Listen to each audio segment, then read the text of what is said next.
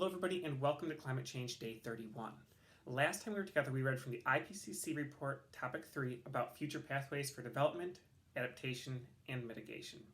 Today we're going to focus in on how we can adapt to changes that we cause. Come on along.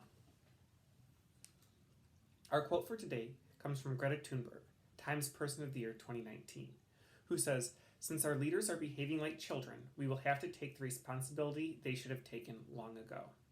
By the end of today, you will be able to explain adaptation strategies that can be implemented to help society deal with the effects of climate change. Climate change adaptation is the process of adjustment to actual or expected climate and its effects.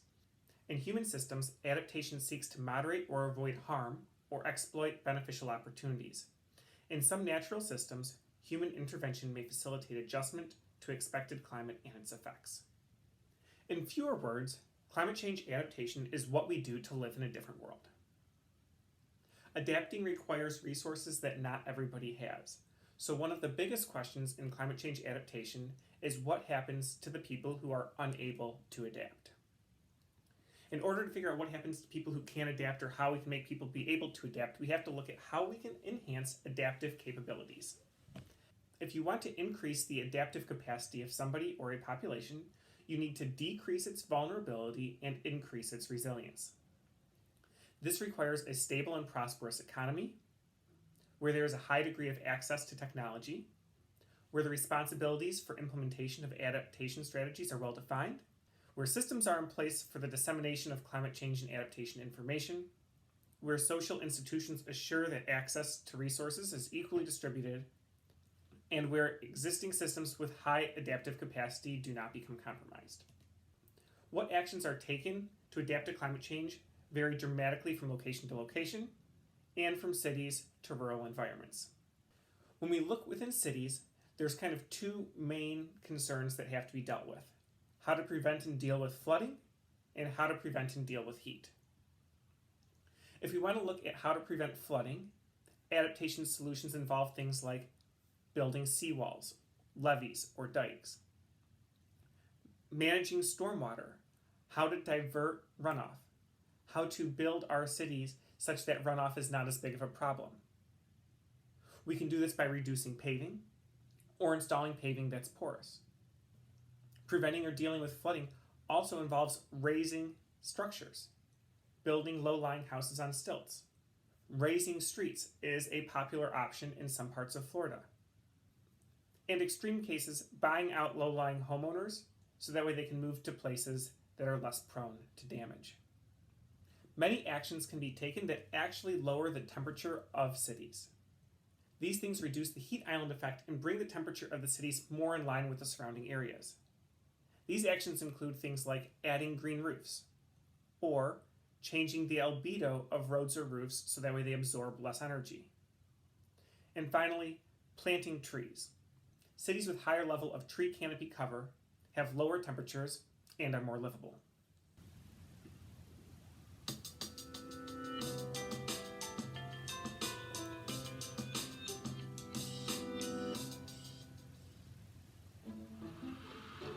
It's no longer just polar bears who are feeling the effects of climate change.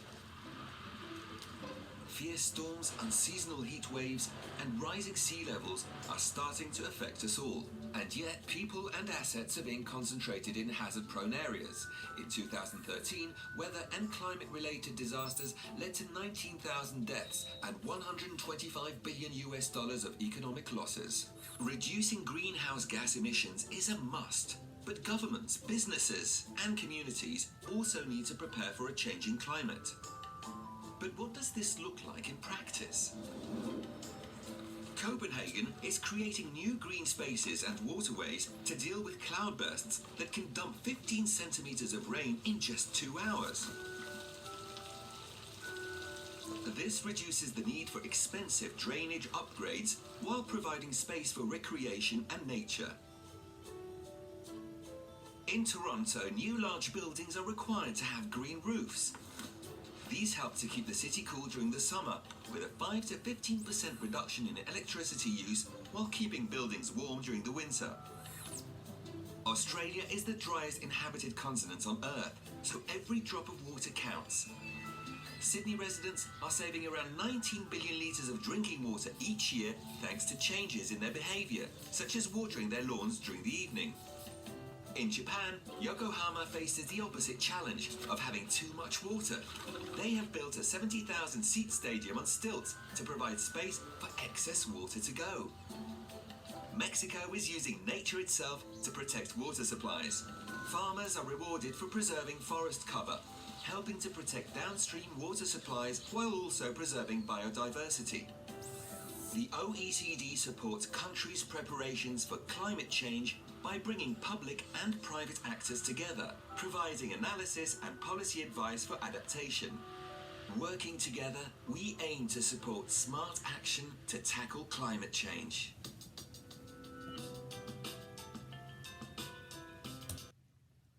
One of the things that you are going to notice as we talk through adaptation strategies is that a lot of them actually improve the livability of cities and would be a good idea even if climate change was not occurring. Adaptation needs to occur outside of cities too. When we look at our agricultural systems, we can see that they are vulnerable to the effects of a changing climate. As a result, we need to develop systems to transport food where crops fail due to droughts or flooding. We need to breed and then plant crops that are tolerant of drought and that have more genetic variation. And then we need to figure out ways to store rainwater and increase the drought tolerance of our irrigation systems.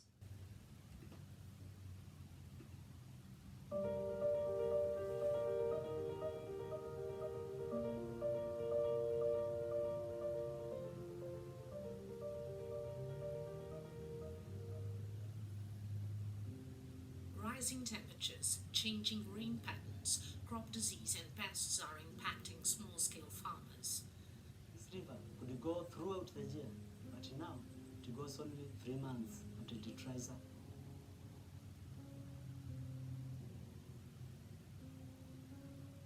Smaller harvests and crop loss put farmers' livelihoods at risk.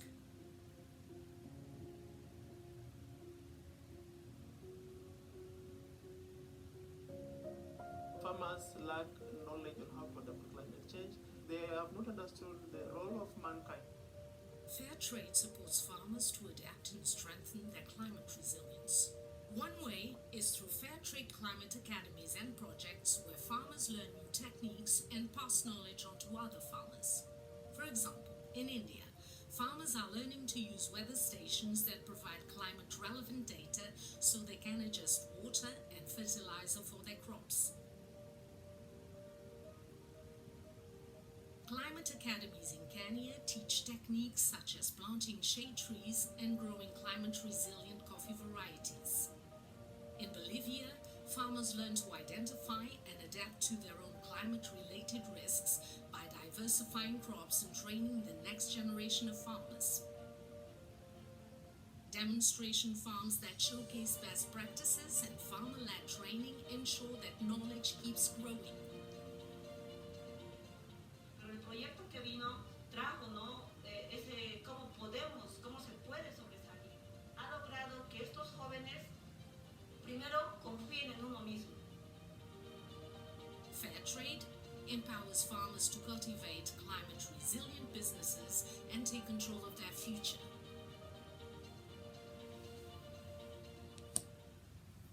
One thing that you're going to notice is that our videos are no longer coming from scientific sources because climate change adaptation is something that requires the input and the services of groups from many different sectors. We've looked at how people living in cities can adapt, as well as people working in agriculture. However, there are impacts in other places, one of which is healthcare. If we look at changes in climate, we will expect to see greater increases in heat-related illnesses, vector-borne diseases, and the effects of extreme weather events. As a result, there are a whole bunch of adaptive measures that can be taken. In order to adapt to the potential for increases in heat-related illnesses, we need to implement weather watch and warning systems, plant trees in urban areas, and implement education campaigns. From an engineering standpoint, we can insulate buildings and install high albedo materials for roads and roofs. And from a personal perspective, We need to make sure that when it's hot out, we maintain hydration, and we schedule work breaks during peak daytime temperatures. When we look at what can be done from an administrative perspective to adapt to increases in the likelihood of vector-borne diseases, we need to implement vaccination programs, enforce vaccination laws, and implement education campaigns to eliminate breeding sites such as stagnant water sources. From an engineering perspective, we need to install window screens and release sterile male vectors to reduce the amount of breeding in mosquitoes and other vectors. And then from a personal perspective, we need to use insect repellents and treated bug nets. Dealing with health as a result of extreme weather events, from an administrative perspective, we need to create disaster preparedness programs. We need to employ land use planning to reduce flash floods. And we need to ban precarious residential placements, which means that we should not be building houses in locations that are prone to extreme events such as hurricanes. From an engineering perspective, we need to construct strong seawalls and fortify our sanitation systems to prevent the contamination of drinking water. From a personal behavior perspective, we need to heed weather advisories. At an extreme end, people migrate. This is a last resort. Nobody wants to become a climate migrant. Movements are driven by events or long-term trends.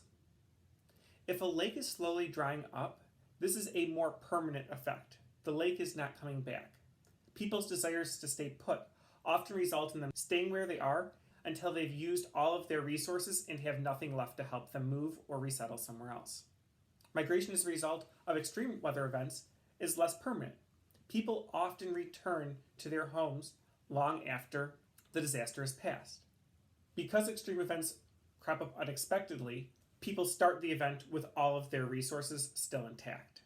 Many island nations are promoting this idea of migration with dignity, which is the recognition that migration is going to have to occur, and it's about empowering citizens to choose when, where, and how to go when movement in the future will be needed. And finally, when we look at migration, we have to recognize that not all migration is permanent. There are pastoralist societies that move from place to place over the course of the year, and they are changing their grazing patterns. And from the World Migration Report 2020, in Central America, a significant relationship has been found between changes in rainfall in dry Mexican states and human flow to the United States. Other authors have highlighted the relationship between food security, migration, and violence in Honduras, Guatemala, and El Salvador. Everything that we've talked about up until now are things that have happened and are happening and we are continuing to do. Now we're going to take a look at one plausible option for the future. And this is geoengineering, which is the purposeful manipulation of Earth's climate to ameliorate the effects of climate change. There are many advantages of geoengineering, such as it could potentially stop positive feedback loops in their place and can increase the amount of time we have to act on mitigation measures. However, geoengineering has many disadvantages. There's a moral hazard that it might be okay to admit now if we believe that others can just fix it later, as well as unintended consequences. What happens if we try to engineer the planet's climate and we screw it up? What if we do not understand the local impacts? What if this geoengineering solution causes this area to flood or that area to go into drought? And who should control the dial? Should a country in the Arctic get to control how warm it gets?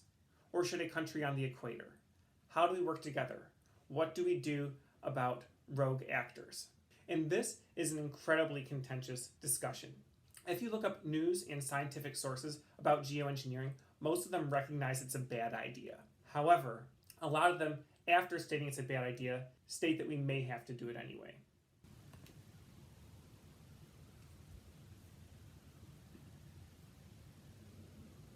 If emissions aren't reduced, what next? Theoretically, solar geoengineering could cool the entire planet. It's actually potentially incredibly simple because all you need to do is inject a bunch of particles into the stratosphere, and there's a number of ways you could do that. Recently, a study out of Yale and Harvard looked at the details of how this would be done. In that Harvard and Yale study, they imagined building a fleet of planes, up to 95 of them. That would make 60,000 flights a year. The fleet would spread hundreds of thousands of tons of sulfur dioxide into the stratosphere every year. After 15 years, they reckon the world would cool by 0.3 degrees Celsius. But there are reasons not to do this. One of the biggest concerns is that it could make governments complacent. The big worry is that it will be exploited to argue against emissions cuts. Geoengineering is a supplement to cutting emissions, not a substitute for cutting emissions. It would also be politically messy. If the plan is to put a thermostat on the Earth, deciding who has their hand on the dial won't be easy. For it to have a global effect, you're going to need all governments on board, and that is going to be extremely difficult. If a country went alone and decided to do it on its own, then obviously because the impacts are going to be regional or global, you could create a lot of international tension. A Swiss proposal to study geoengineering and how it should be regulated was recently put forward at the UN Environment Assembly.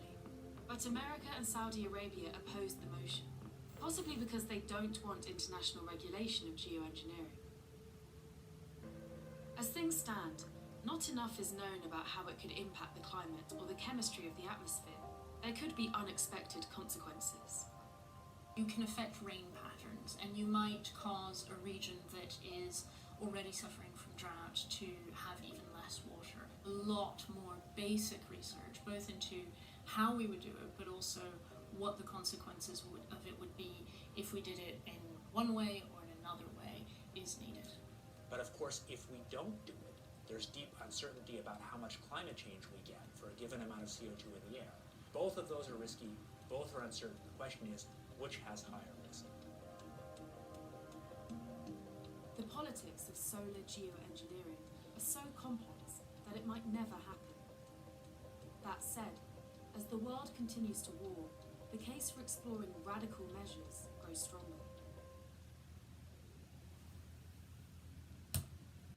There are kind of two different avenues one can go down in geoengineering, one of which is changing the albedo of Earth. And this can be done by injecting aerosols into the stratosphere, and that has the concern of what happens when we stop it. And it also has a concern associated with decreasing the amount of sunlight that reaches the Earth, which has impacts on crop production. We can do things on the surface, such as installing mirrors or growing crops that have higher albedos. We can brighten clouds over the ocean by spraying tiny particles of salt water into stratocumulus clouds from ships, or we can install giant sunshade in space to prevent light from ever reaching Earth's atmosphere in the first place. All four of these options reduce temperatures in climate models, but all also worsen floods or droughts for 25 to 65% of the global population compared with the effects just expected from climate change alone. If we wanted to maintain Earth's temperature, we would need to reflect 2% of the light that's coming in. However, as CO2 levels grow, the amount of light that we would need to reflect would increase. Another option is carbon sequestration. In this, we are looking at ways of taking carbon out of the air and storing it somewhere else. One option is biochar production and burial, where woody materials are burned in an anaerobic environment and the resulting charcoal is buried under the ground where it cannot oxidize into carbon dioxide. Another is carbon air capture, where carbon dioxide is removed from the air either in the atmosphere as a whole or at point sources of production. And then once you have that carbon dioxide, you have to do something with it, which can be injection into old oil wells or mineral carbonization, where you react that carbon dioxide with calcium oxide to form calcium carbonate. There are also forest management practices, such as afforestation, where you are planting trees in locations that have never had them, reforestation, where you're planting trees in areas that have lost their tree cover, and forest restoration, where you're engaging in practices to help build up the ability of the forest to capture carbon. There are two practices in the ocean, which both involve taking carbon dioxide out of the air and exporting it to the depths. One of which is seaweed farming, where people grow large amounts of seaweed and then sink that seaweed to the bottom of the ocean, taking all of its carbon with it. And the other is ocean fertilization. Every ecosystem has a resource that limits how much primary productivity can occur. In some places, that limiting resource is light. In other places, it's nitrogen. there are a few places in the ocean where the limiting resource is iron. And the idea is if you locate those areas and if you sprinkle iron ions into those areas, that will fertilize the ocean and promote growth of phytoplankton, which will sequester CO2. And then once that plankton dies, it will sink and it'll go to the bottom of the ocean where that carbon will not be able to warm the planet. I am not suggesting that we try any of these geoengineering examples. I'm just letting you know of their existence and that it is something that people talk about. Now we're going to look at a couple interesting examples of adaptation strategies that are in place around the world. One of which is cool roofs. These reduce cooling bills in the summer, which helps you financially, and they help out the grid by reducing peaking demands on local power generation. They increase indoor comfort, and then they reduce the heat island effect, making outdoor comfort greater as well. Because they're not absorbing energy from the sun, they extend the life of the roof, but the negative side is some people say that roofs that are not dark in color are ugly.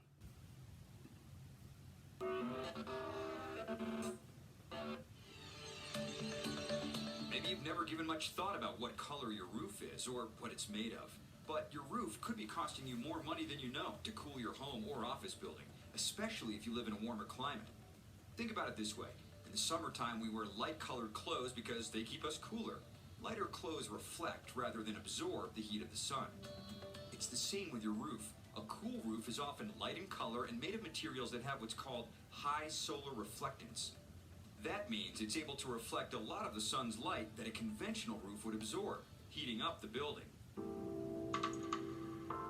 You see, when the weather is warm, a conventional roof is the hottest place in the building. It can be well over 50 degrees hotter than the temperature outside.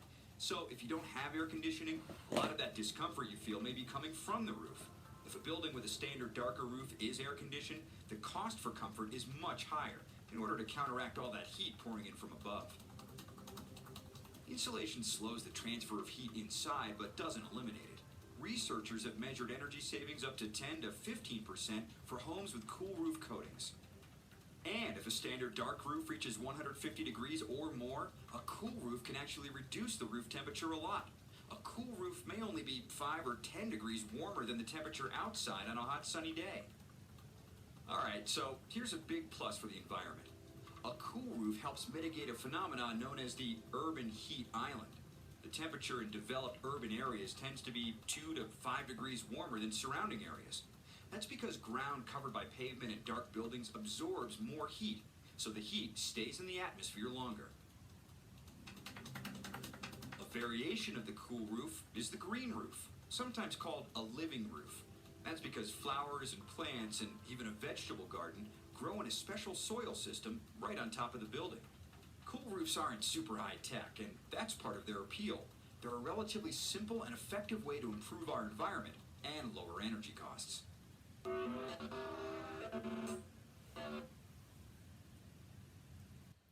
Also along the roof systems are green roof integrated photovoltaic systems. Green roofs keep roofs up to 30 degrees cooler than standard shingles. And solar panels work better when they are cool.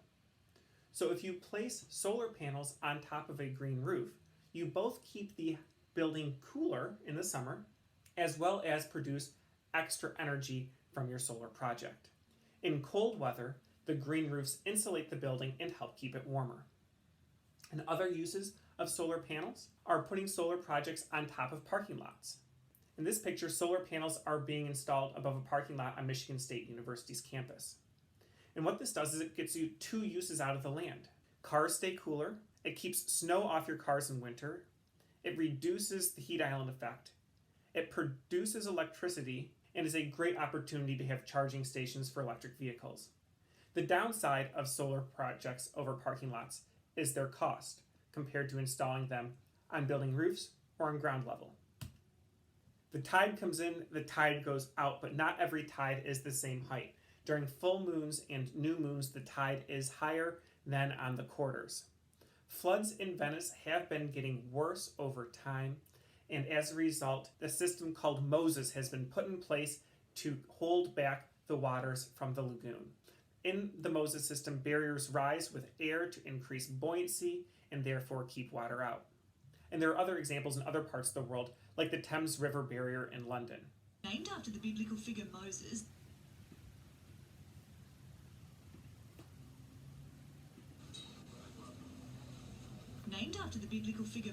these barriers are known as the Moses system, and they're designed to part the sea. Their job is to rise on demand and prevent surging tides from the Adriatic Sea flooding the Venetian lagoon.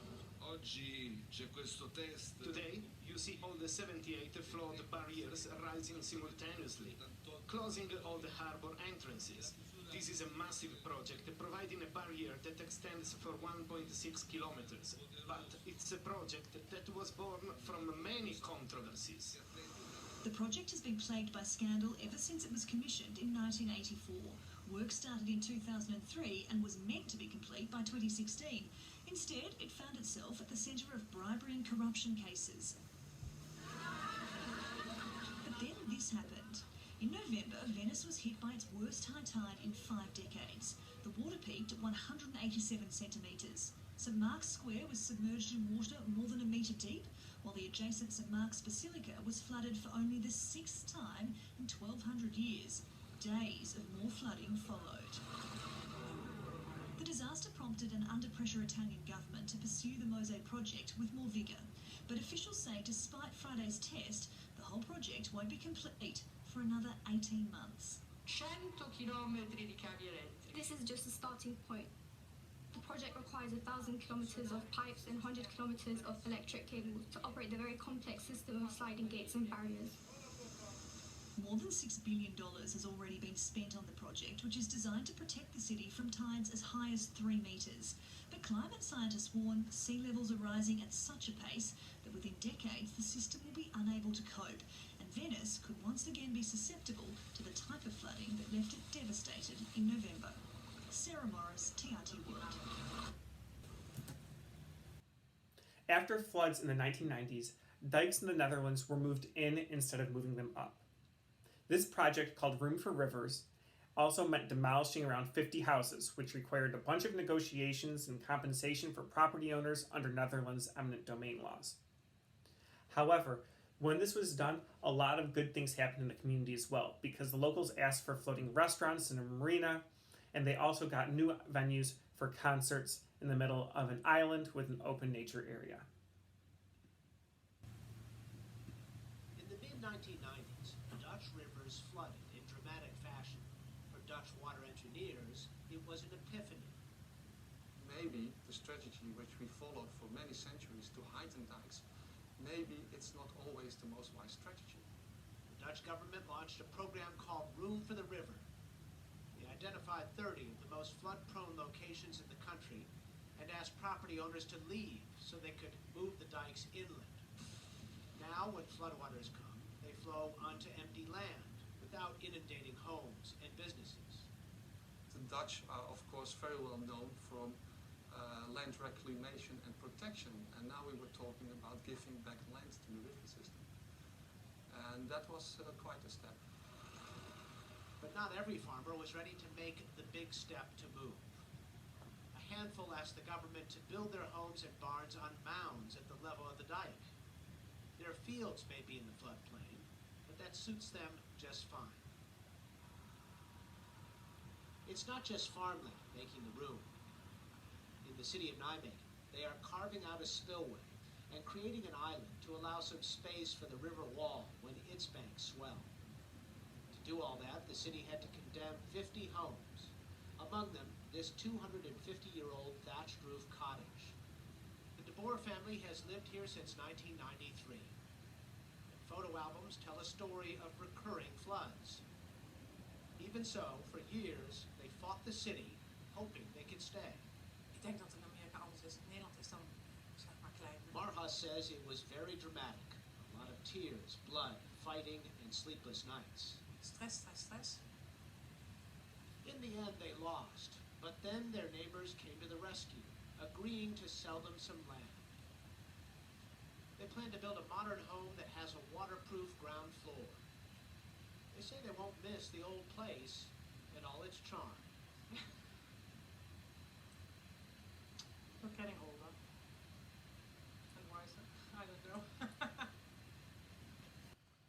And one final example is the SMART tunnel in Kuala Lumpur, the capital of Malaysia, which is a first in that it's a roadway and a storm drainage tunnel, and it addresses two problems. One is flooding, and two, road congestion. And so the tunnel is normally a highway, but in flooding conditions, they close it down to cars and open it to the water. There are some problems with these multi-use tunnels in that you need a ventilation system for when cars are present, but you need that ventilation system to not be destroyed by flood. You need to have lighting for the cars, but that lighting needs to be waterproof as well.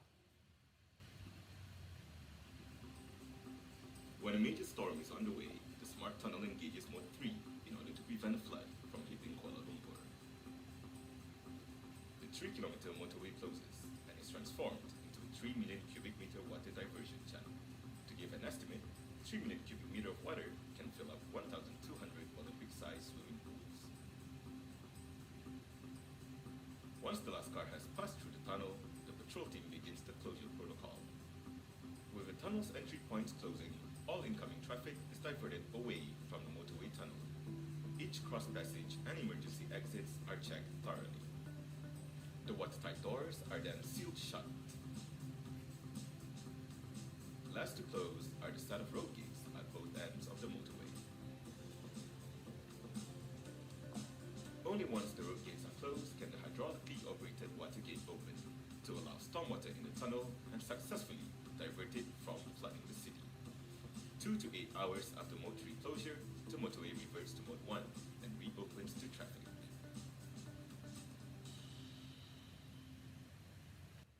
So there is some insight into one 3-kilometer section of the project. There are adaptation options for climate change everywhere, and those adaptation options vary dramatically based off of where the location is that's trying to adapt. Places in forests and mountains have different concerns than those of rivers and wetlands. People living in farmland have very different concerns than people that live in cities. And of course, all of these are much different than those living on the coasts. Climate change adaptation requires local solutions, while mitigation requires global ones. Some climate change is going to occur. We already know that. But luckily, we have some adaptation strategies to help us cope. I hope you all learned a lot and look forward to seeing you next time. Bye-bye, everyone.